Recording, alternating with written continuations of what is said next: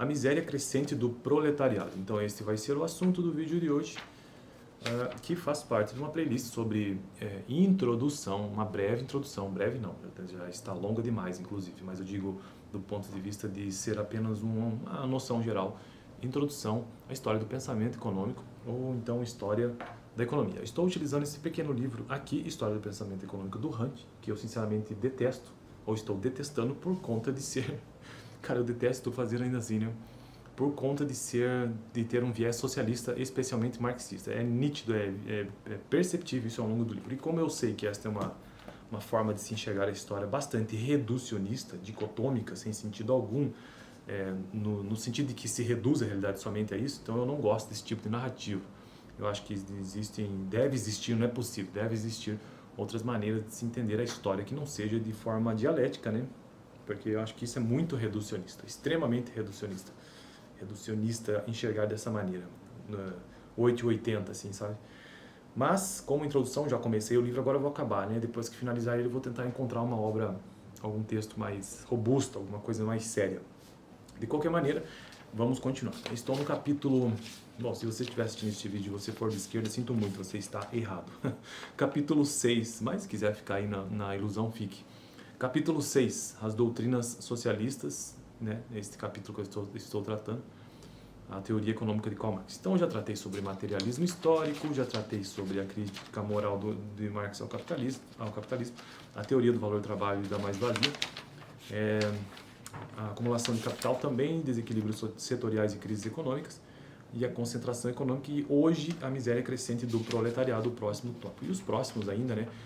Tratarei sobre o Estado capitalista e a Revolução Socialista.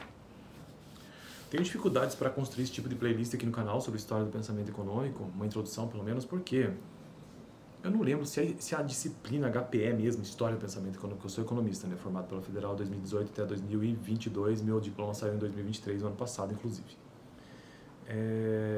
Ou saiu esse ano? Cara, eu nunca sei, eu tenho que entrar lá, mas eu acho que saiu no final do ano passado. Você vê como que eu me importo, né, com essas questões de papéis e tal. Enfim, o eixo de história, que na faculdade de economia você tem alguns eixos, então tem o eixo de história mesmo, parte mais de humanas, né? Tem o eixo mais de exatas, que envolve aquelas matérias como o eixo de estatística, né? Então econometria, estatística econômica, coisas desse tipo, análise econômica e tal, conjuntura, etc. Então esse seria o eixo mais de exatas, vamos dizer assim. Tem as disciplinas de base, né? Tipo cálculo 1, cálculo 2, entre outras matérias. E também tem o eixo de microeconomia e o eixo de macroeconomia. Basicamente são esses eixos que eu acabo de mencionar. Então o eixo mais de humanas, de história, né, que este livro aqui inclusive faz parte disso. O eixo mais de exatas tem a ver com estatística, enfim, matérias desse eixo, né, cálculo. O eixo de micro e macroeconomia. E no eixo mais de humanas, de história, infelizmente, boa parte dos textos que a gente tem acesso na Universidade Federal do Paraná são de esquerda. Pois é, então a gente termina a faculdade sem saber de fato o que é que o mundo pensa sobre isso, não só uma vertente socialista. E aí a gente se forma e tem que correr atrás para aprender. Então, como eu estou começando a gravar esses vídeos aqui no canal, eu vou ficar naquilo que eu já vi na faculdade, né? Que é então essa vertente mais de esquerda, infelizmente. Vamos lá, a miséria crescente do proletariado. Ao mesmo tempo em que ocorria a concentração de capital, as condições de vida do proletariado pioravam continuamente. Estamos falando num contexto de revolução industrial, principalmente inglês, século XVIII e XIX. Até porque Karl Marx é desse período, né? Em sua famosa doutrina, abre aspas, doutrina da miséria crescente, fecha aspas. Karl Marx, o livro chama só de Marx, então se a pessoa chama alguém só pelo sobrenome, é de uma intimidade, pelo menos no contexto nosso aqui de texto brasileiro, né? Pode ser que lá fora se chame a pessoa só assim, mas aqui eu prefiro chamar o nome inteiro, né? Não vou chamar de só Marx. Karl Marx afirmou que as condições de vida, porque aqui no livro só está o sobrenome, tá vendo? Não sei, para mim passa a ideia de que, sei lá, maior afinidade. Karl Marx afirmou que as condições de vida da classe operária decairiam em relação à opulência dos capitalistas, até o dia em que os trabalhadores dissessem um basta a essa situação.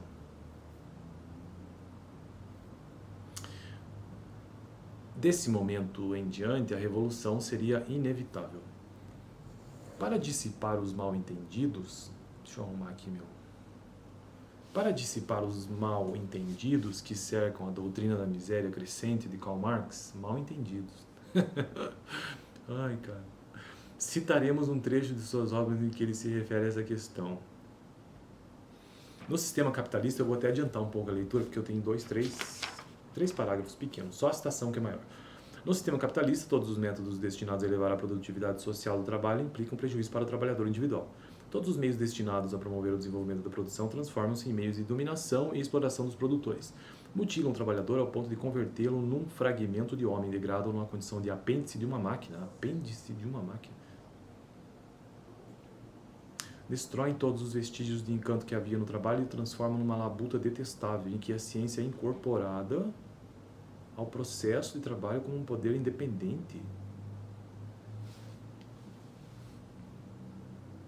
Em que a ciência é incorporada, distorcem as condições sob as quais ele trabalha, sujeitam-no durante o processo de trabalho a um despotismo, tanto mais odioso pelo que encerra de baixeza. Transforma seu tempo de vida em tempo de trabalho e lança sua mulher e seu filho sob as rotas do quê? Do Jagannatha do capital. Não sei o que é Jagannatha. Tudo bem. Mas todos os métodos, está com letra maiúscula inclusive, mas todos os métodos para a produção de mais-valia são, letra muito pequena aqui, uma citação, tá vendo? Uma citação, por isso, uma citação longa. São simultaneamente métodos para a acumulação de capital, e cada acréscimo de acumulação converte-se novamente num meio para o desenvolvimento desses métodos. Conclui-se, portanto, que à medida que o capital se acumula, a sorte dos trabalhadores, quer o seu salário seja elevado ou reduzido, deve necessariamente piorar. A lei institui a acumulação da miséria na mesma proporção que a acumulação de capital. A acumulação de riqueza em um polo significa ao mesmo tempo, acho que ele esqueceu aqui que a produtividade aumenta, né? Se a produtividade aumenta, a riqueza também aumenta. Um monte de coisa acontece, não é só acumulação, não. A acumulação por isso que a produtividade é tão importante.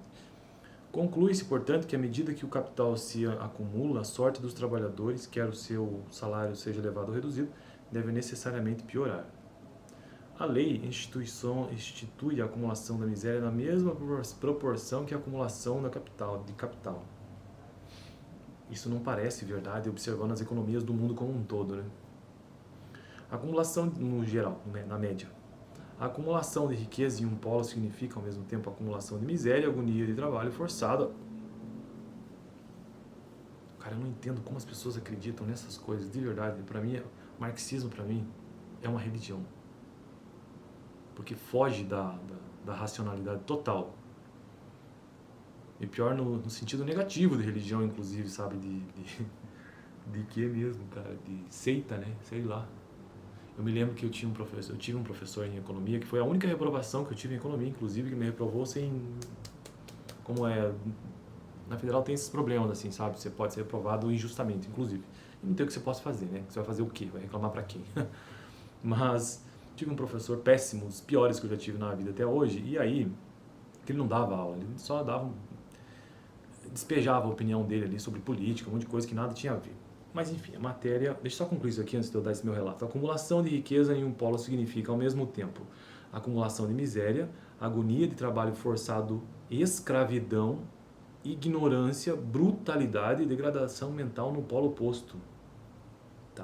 Bom, só concluindo essa história. Então, eu tinha um professor, cara, que eu tô fazendo essa analogia com religião, né? Tinha um professor, e aí esse professor, ele, enfim, falava coisa com coisa nenhuma na sala, ele mesmo não conseguia explicar o capital nem nada disso, era eu tinha entendimento maior, acho que naquele momento, do que ele, para algumas coisas. E aí ele às vezes trazia alguns exemplos da vida dele, assim, que geralmente esses caras são contraditórios, né? Contra capital e tal, mas os caras são ricos,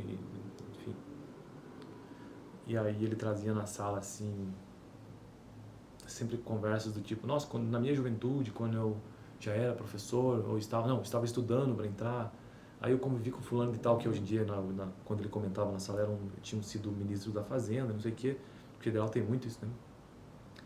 E aí ele dizia que certa pessoa, segundo ele o quem que foi? O Guido Mantega. Eu ia falar FHC, mas não foi não. Foi, que esse é um professor que eu tive bem importante, infelizmente, né? na área de economia, mais teórica. E aí ele comentava sobre eu não me lembro quem foi o personagem famoso, cara, Guido Mantega é muito novo, né? Enfim, um cara grande aí da economia teórica. E aí ele chegou e falou para esse meu professor na juventude, disse assim: escuta, deixa essa tua Bíblia de lado e vamos estudar economia, alguma coisa assim. Cara, eu acho que foi o FHC mesmo, cara. Ou alguém próximo, eu não sei. E aí, ou seja, esse cara já via esse meu professor como alguém religioso, porque não largava a Bíblia dele, que era o Capital. Então, estamos nesse nível em economia no Brasil. Deve-se atentar para o fato de que Karl Marx afirma nesse texto que a sorte do trabalhador pioraria. Nossa, o professor falava isso com o maior orgulho na sala, cara. O que é pior, né? Ainda que seu salário aumentasse, tá? Deve-se atentar para o fato de que Karl Marx afirma, de que Karl Marx afirmava nesse texto, que a sorte do trabalhador pioraria ainda que seu salário aumentasse. Isso por duas razões. Inicialmente, o cara vai tentar justificar um troço desse. Vamos lá. Karl Marx, eu não faço a menor ideia. Karl Marx acreditava que mesmo que os salários dos trabalhadores crescessem, jamais cresceria tanto quanto o lucro dos capitalistas. Óbvio. A situação do trabalhador, comparada à do capitalista, tendia, portanto, a se agravar. Em segundo lugar, previu com acerto, que à medida que o sistema capitalista progredisse, a divisão do trabalho adquiriria proporções cada vez mais complexas. Quanto mais complexa é a divisão do trabalho, menos variadas, portanto mais monótonas e tediosas as atividades do trabalhador. Nesse ponto, Karl Marx estava de acordo com Adam Smith quando este dizia: o homem que dedica toda a sua vida à execução de algumas poucas operações simples chega aos limites da estupidez e da ignorância de que é capaz uma criatura humana, levado por força das circunstâncias a um estado de estupor e profunda alienação. A sorte do trabalhador, quer seu salário seja elevado ou reduzido, deve necessariamente piorar. Bom, então este é o texto do vídeo de hoje sobre a miséria crescente do proletariado. No próximo vídeo, então, o Estado capitalista. No vídeo passado eu tratei sobre a concentração econômica, vou deixar aqui no final. Lembrando, toda terça-feira tem um vídeo sobre introdução à história do pensamento econômico, por enquanto estou utilizando esse livro de viés socialista aqui, mas logo que nós finalizarmos, tentarei encontrar um livro melhor. Valeu, toda terça-feira então um vídeo por aqui sobre isso.